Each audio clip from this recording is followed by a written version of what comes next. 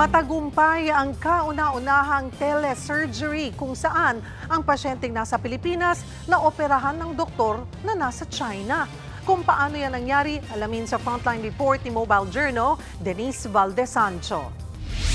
With the surgeon doing the robotic surgery from China and the patient being here in the Philippines. Isang 53 anyos na lalaki ang tagumpay na naisalang sa kauna-unahang telesurgery sa Urology Center of the Philippines.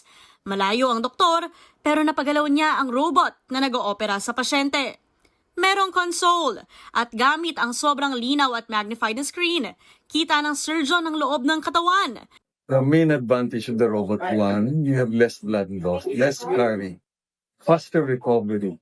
And for the surgeon, it will be ergonomic because the surgeon is doing the surgery in the console, sitting right there, without any fatigue. Internet ang gamit. Pero syempre, alam niyo naman ang internet sa Pinas. Kaya meron pa ring backup.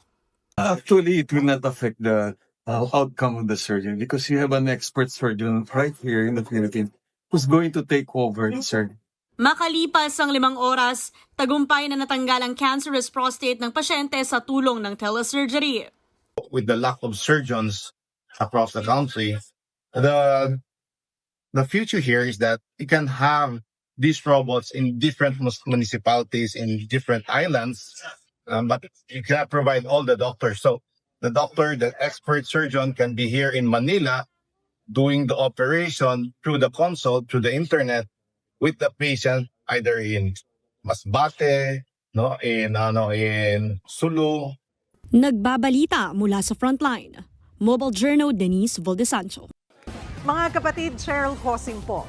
Maging maalam at may pakialam sa mga napapanahong issue at headlines. Mag-follow at mag-subscribe na sa social media pages ng News 5.